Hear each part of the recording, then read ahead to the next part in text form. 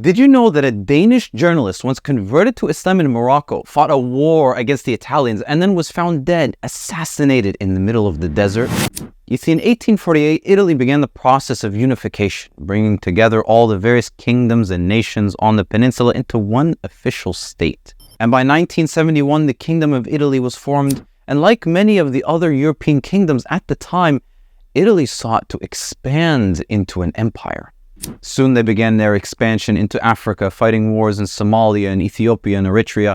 Then they began an invasion of Libya, wresting control of it from the Ottomans who were stationed there before fighting a bloody war against the Senussi order, a group of local freedom fighters who fought to protect their land against the invaders. And it was during this decades-long war against the Senussi order that a lone man from Europe would stumble upon what was happening in Libya and become one of the biggest threats the Italian colonization project. His name was Knud Holmboe. Born to a wealthy Danish family, Knud took interest in philosophy and religion and wanted to travel the world and see for himself how differently people lived and thought in lands far away. And so he began his career as a journalist in his teenage years, working for various newspapers in Denmark, where he eventually managed to travel to Morocco, a mysterious land just across the Mediterranean, which had recently been colonized by France. It was a popular destination for a number of Orientalists.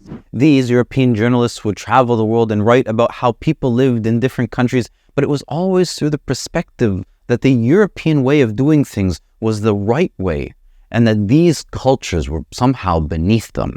But unlike most others, Knud didn't carry this Orientalist bias, and when he went to Morocco in 1924, he was there to learn.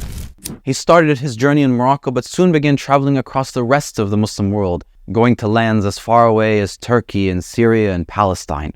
And during this time, he began writing books about his travels and his experiences in these lands, but before long, he would find himself in trouble with the authorities. In 1927, he traveled to Albania, where Italian soldiers roamed the streets as part of a defense agreement with the Albanian king. Soon, he witnessed how these soldiers terrorized the locals, threatening anyone who spoke out against the Italians or the Albanian king. In one incident, the Italians hanged an Albanian priest in the street. Knud managed to take a photo of the incident, and newspapers around the world took that photo and spread it. The Italian government was furious, and they would forever make sure to keep over him a watchful eye. In 1928, Knud decided to return to Morocco for a second time. There he found a local sheikh and began studying Islam under him, and soon the ideas of Islam and the Muslim way of life began to resonate with him. And within a year of study, at the age of 27, after having traveled all around the Muslim world for the last 5 years, Knud Holmboe finally converted to Islam and took on the name Ali Ahmed al-Ghassari. And by the way, if you want to support the channel and help me pay my editors, you can sign up for my Patreon, link in the YouTube video description or on my TikTok profile. Anyway, the Muslim world was now his home, and the Muslims were now his family, and he decided to further explore the region, planning a trip across the Sahara Desert from Morocco to Cairo. Driving a 1929 Chevrolet, he left the beaten track, exploring the hidden villages and landscapes of the Algerian desert before eventually crossing the invisible border and entering Libya. And this is where he would once again come face to face with the brutality of Italian occupation.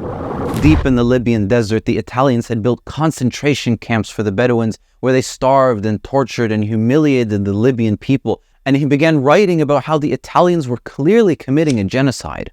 Knud would write extensively on their situation, documenting these camps and the war the Italians fought against the local population. And soon, the Italians managed to find and capture him in the city of Derna, where they kicked him out of the country and sent him to British-occupied Egypt. From there, he met with many Bedouin tribes along the borders between Egypt and Libya and tried to help organize them into a resistance force against the Italians.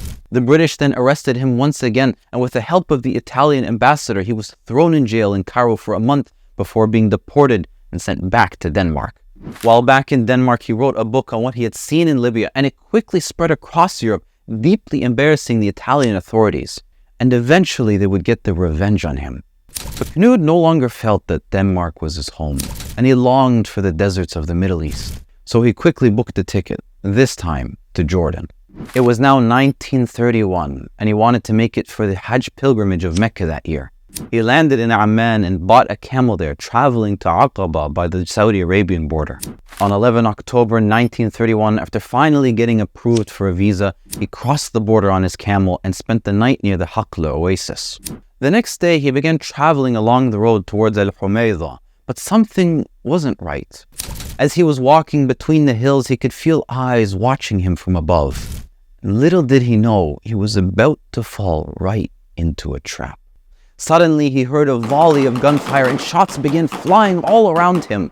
Quickly, he grabbed the reins of his camel and sent it running down the road as fast as it could, just barely avoiding all the gunfire all around. Somehow, he managed to escape and just kept riding his camel as fast as he could until finally night came. He was tired and his camel was exhausted and there was no light for them to see. So he settled down for the night, took his last breaths, and fell asleep. The next morning, he didn't wake up. Locals found his body the next day. He had been shot in the middle of the night. Until this day, no one knows what happened to him, and investigations were never able to solve the murder. But many speculate that the Italian government had been responsible for it, seeking revenge for the book he had written and exposing the war crimes in Libya. All we know for certain is that Knud spent his life a journalist in search of the truth, and that he had uncovered the crimes which many had wanted to remain hidden. And for that, he will forever be remembered. Like a follow for more Muslim Facts.